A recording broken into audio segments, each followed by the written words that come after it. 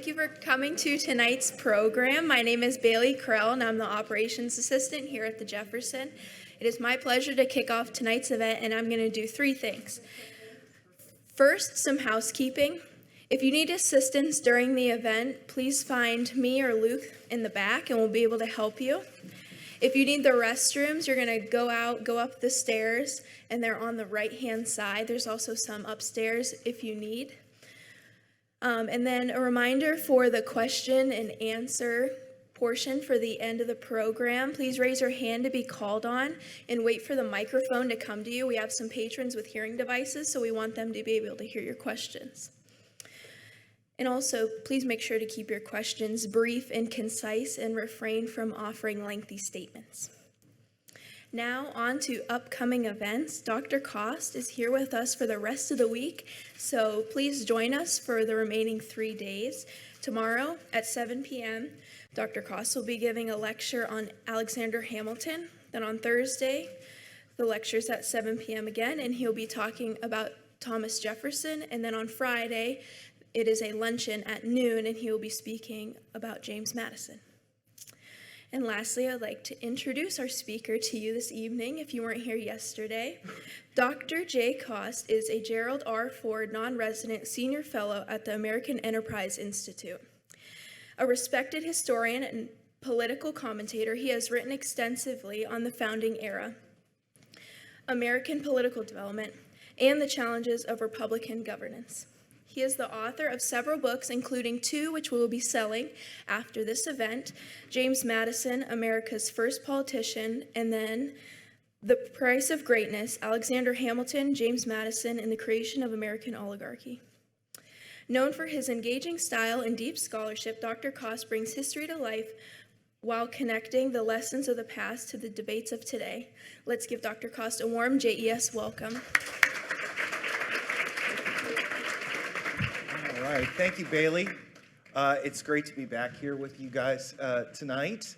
We're going to continue talking about the founding in perspective. And this, I have a bit of a confession to make. Well, I have a couple confessions to make. The first one is that when I pitched to Ben the idea of this, I had suggested, well, we should do John and Abigail Adams. And I do have some material in here on Abigail Adams, but as I was getting my thoughts organized, I sort of fell down a bit of a John Adams rabbit hole that I'm going to invite you to come with me on. But I think you'll find it interesting. So if I hope you're not disappointed and you think that I'm giving Abigail Adams short shrift. There are, with all of these men, there's so many different ways to look at them. And I would encourage you, one way in your own time you can look at this is John and Abigail's relationship. But also you could look at it as well, something I'm not going to have a lot of time to talk about, but the really remarkable decade-plus long correspondence between John Adams and Thomas Jefferson from about, I want to say, like 1809 onwards until their death. The two of them just had been close friends during the Revolution, had been close friends when they were both ministers to France. And then in the 1790s, they sort of split apart. And then after Jefferson retired from the presidency, they came back together. And there's just this treasure trove of amazing letters. And of course, I'm sure many of you know that they both died on the same day. They both died on the 50th anniversary of the fourth Independence Day. And famously, Adams's last words were, "Jefferson lives." But in fact, Jefferson had died a couple years earlier. So there's so much here with all of these individuals. I just encourage you to think about that. But let's talk a little bit about John Adams and his political thought and how his political theories were peculiar, really interesting and insightful, but also really ended up undermining his political career. He's a very interesting character, and he really is a character. Very curmudgeonly, and a difficult man to like in a lot of respects. But I'll be honest, there are some founders, the more that I read and study them, the less I like. Jefferson is one of them. Another one, frankly, is Hamilton. I'm not a big Hamilton fan, as you'll get a sense of that tomorrow.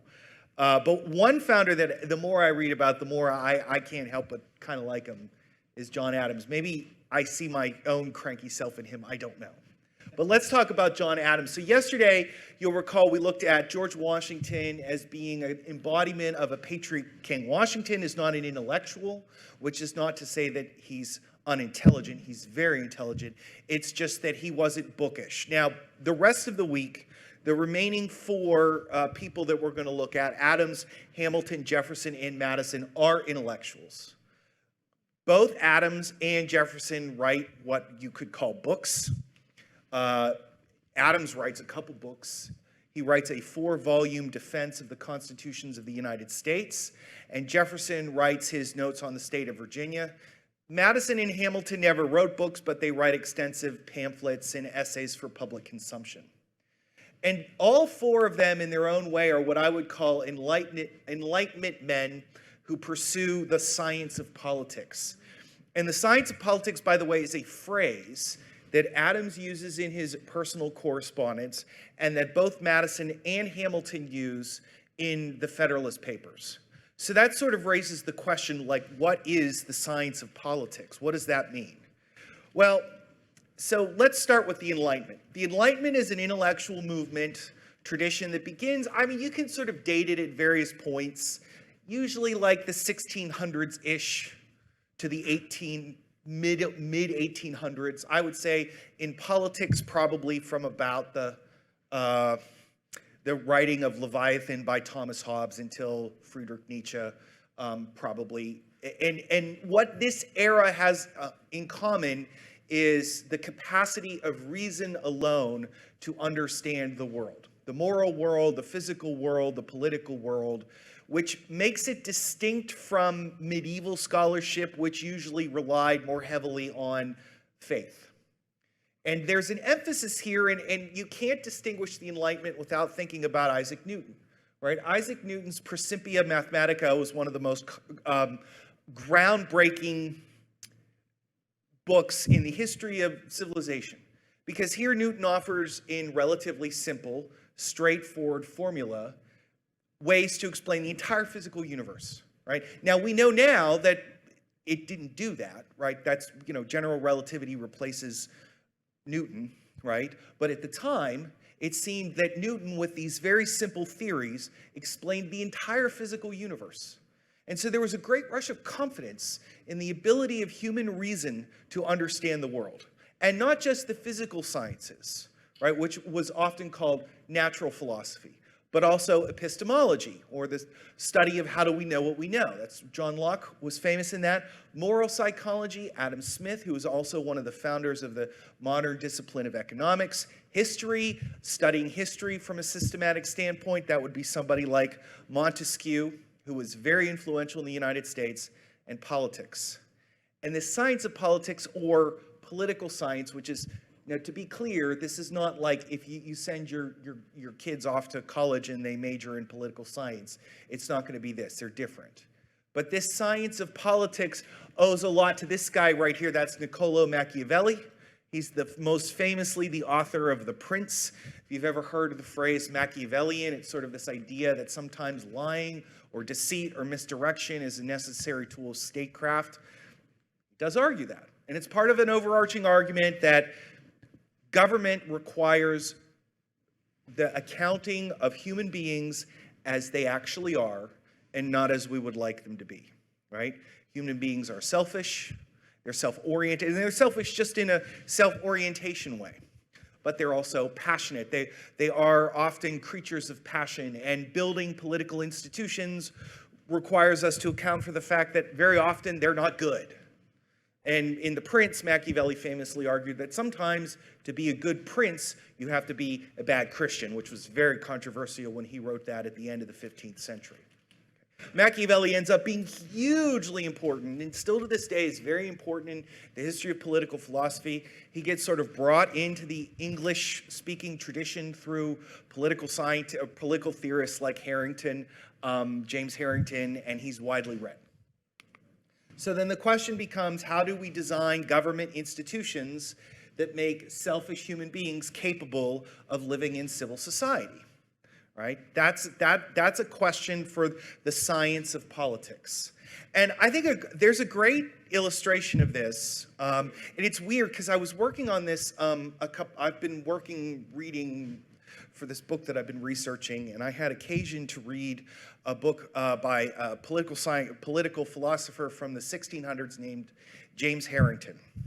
And Harrington gives the example of how two servant girls split a dessert. And Harrington points out that the best way to do it is to have one girl cut the dessert and then the other choose. And that's a good illustration of how the science of politics is supposed to work. You design institutions and rules, right? Because both of the girls are selfish in this, but you set the rules up so that their selfishness yields a fair result. That's a good illustration. It's also really funny because when I was a kid, that was exactly the rule that my dad used for me and my brother. And when I was reading this, I texted my dad and I was like, "You're never going to believe who you were using." He was really pleased with himself that apparently he was using the political philosophy of James Harrington. But that gives you a sense. It's a simple, sort of straightforward, common sense, taking every day. But there's actually a lot of substance behind this. This rule: one cuts, the other chooses. Now, in fairness, there's a lot of diversity of opinion in the Enlightenment. That's John Adams, by the way. Some Enlightenment thinkers, and we'll talk more about Jefferson later in the week, but also Thomas Paine, some of them were convinced that as the progression of Western civilization continued and old institutions were brought down, so for instance, the aristocracy, or for other people, the Catholic Church. The superstitions, they said, of the Catholic Church are brought down, done away with, that the human mind will open and expand, and you will see the dawning of a novus homo, a new man, right? As these old superstitions are done away with, and human beings will realize that their true interests exist within a community, and therefore these old notions of selfishness will disappear. Karl Marx, by the way, makes a similar argument in the middle of the 1800s, and it's why Marx can be considered part of the Enlightenment, broadly speaking. So there's some, like Jefferson, and especially Thomas Paine, the author of Common Sense, who believe that this is going to happen, right? As we continue to reform government and society, we're going to improve the moral character of human beings. But other thinkers are not as optimistic. Some of them are not as optimistic. And we're going to talk about Jefferson later in the week, who is an optimist. But I would say that Adams and Hamilton and Madison are much more in what we might call the realist camp. They're skeptical about the possibility of moral reform, although Madison is probably open to the idea in theory. But Adams is not particularly open to that idea, right? And what I'm going to offer here, and this is what I think is really interesting about Adams, is that he has a very sharp and insightful, what I'm calling here, moral psychology. In other words, his understanding of what motivates human beings to do good sometimes and to do bad other times. And it's very, very interesting and very thoughtful. And I think in a lot of respects, he's correct. And it takes him to some really surprising conclusions. And he does so in ways that end up alienating him from pretty much everybody in his old revolutionary friends. It's really a remarkable political career, an unhappy one in a lot of respects. But it also is what makes him really interesting to talk about, and really interesting for me to talk about, because I think he remains the most misunderstood founding father. He still probably doesn't get the credit that he deserves as one of the founders, and as an intellectual giant as well. Really, really smart. So let's talk a little bit about his John and Abigail. Abigail's his wife, his confidant, and his lifelong best friend. And, she was a voracious reader herself. She didn't have formal education. That wasn't really open, but she could read, and she was a voracious reader, and she was an excellent and remarkable letter writer. And she is an example of what we would call, I would say maybe hetero friendships was an increasing possibility in the Revolutionary Age where men and women could be friends, which was not something that was really common previously. And a lot of this is built on letter writing. And in fact, she really ends up being very good friends with Thomas Jefferson. And the two of them have a pretty close friendship that's based mostly on letter writing. As a matter of fact, when Jefferson's daughter Polly died in 1804, he and Adams were no longer speaking. It was Abigail who reached out to Jefferson to offer her condolences. Her correspondence, this is another important aspect as well. One of the reasons why we know as much as we know is that her correspondence with John largely remains. That's sort of an interesting footnote here. A lot of what we know about these founders, a lot of it depends on what they chose to leave behind. So for instance, one of the problems that we have is, in scholarship is getting a clear sense of what motivated Aaron Burr, because Aaron Burr had his papers burned. Likewise, there's not a ton of correspondence between James Madison and Dolly Madison. So we're not entirely sure exactly what was going on there. But John and Abigail did there is a huge record of letters between the two of them. And they sort of reflect this emerging reform transformation of morals during the Revolutionary era, where marriages are seen as partnerships. Men would wield the formal power, but women were often informally powerful. It is a little surprising in some respects to sort of think about the revolution as being a social transformation, because of course we didn't get women's suffrage, we did not get an abolition of slavery, we don't see those things, but there are transitions underneath the surface here. There's shifts in the way people are looking at things, and importantly, one of the things that we do get is, a generation after the revolution, we do basically have universal white male suffrage, which before the revolution, if you go back to like the 1760s, that would have been unthinkable. So there is a transformation going on under the surface, even though it doesn't often percolate into a political result every time. Right? And Abigail ends up being, we'll talk about this later on, but Abigail ends up being especially important as an advisor during Adams's presidency, because Adams is pretty much isolated from his own cabinet. We'll talk about that. But Adams makes the mistake in retaining Washington's cabinet. And Washington's cabinet is almost to a man loyal to Alexander Hamilton, to the point that they're telling Hamilton everything that's going on. So Adams doesn't rectify this until late in his presidency. So he needs somebody to talk to that he can actually trust. Dolly Madison is another example as well. You could think about Dolly Madison as a good example of the ways in which women could exercise political power. Dolly Madison was very, very good and sharp at things like that by just simply being a hostess in Washington, D.C. There's a subtle form of political power that the wives of politicians could influence through indirect ways. And what's interesting here as well is that their correspondences combined with Adams's diary yield a kind of a psychological portrait of John Adams that is probably more detailed than any of the other founders that there are, right? We have not just their correspondence, but we have Adams's detailed diaries where he's sort of mulling over his own character and evaluating himself and reproving himself and trying constantly to get better and self-improvement. We have a great deal of information about their interior mental life. And Adams is a deeply ambitious man who is intent upon mastering and understanding his own passions. Similar in many respects to Benjamin Franklin. This is also a sort of a very Enlightenment sort of approach, is that I am going to, through discipline and habituation, I am going to become more virtuous. Adams was deeply committed to that.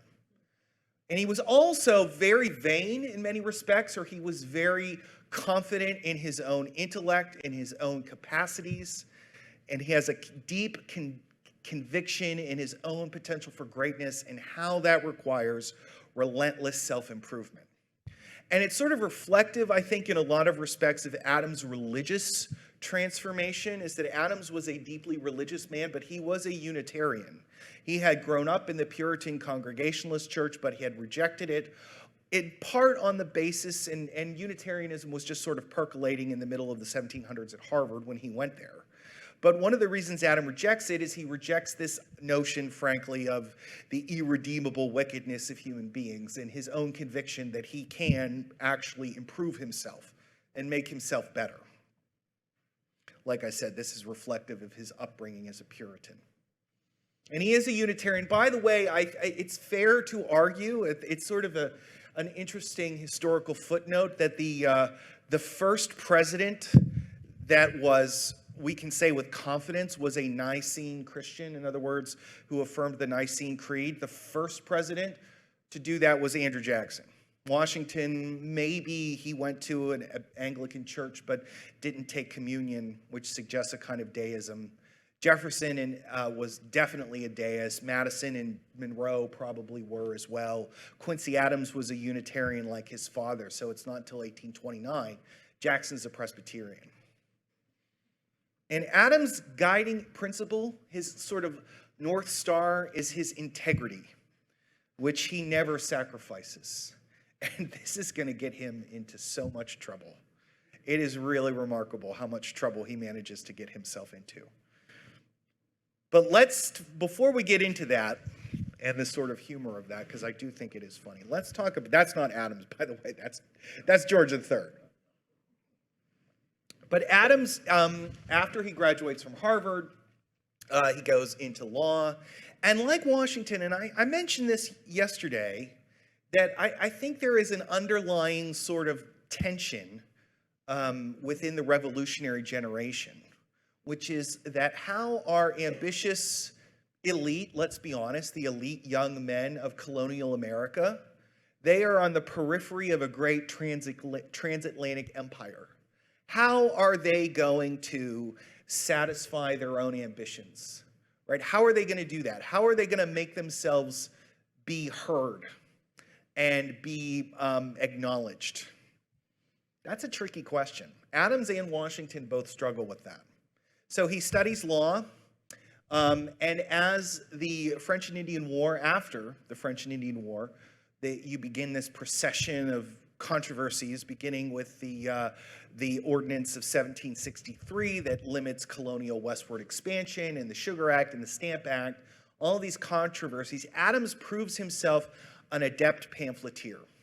And it's interesting always, I think, to look at the way that these guys write. Adams has a very acerbic, sharp-witted tongue that shows up in his writing, whereas Madison tends to be very sort of circumlocuitous. He will write these very, very long sentences that are sort of indirect. He's very good at that. It's also a very good way not to offend anybody, the way Madison wrote. Madison was never challenged to a duel for calling anybody out because he is very good at doing it in a roundabout way. Adams is not like that. If you read Adams's letters and you read his pamphlets, they're very sharp. He's got a real acid tongue to him. And so he ends up being a very adept pamphleteer, but it's not simply his rhetoric, but it's his ability to analyze things, and Adams's ability to really look deeply at things. And he ends up placing himself on the vanguard of British colonial opinion, because he argues that the real design of the British government is to sort of drive the Americans into slavery. Now, and Adams admits that this is a shocking conclusion and you should not, assume malice. But he's got a really interesting point, and I mentioned this yesterday, that the Americans had developed in their own weird, sort of off the beaten path way, a kind of understanding of what the British Constitution was, and what the long sweep of British history, what it meant. Like in England, for instance, the events of the 1600s were seen as the vindication of the Parliament over the king. But in America, it becomes more of a vindication of the liberties of the people over kingly government. The Americans are talking about these things themselves. They're not really in discourse with the British. And you get these really remarkable, they all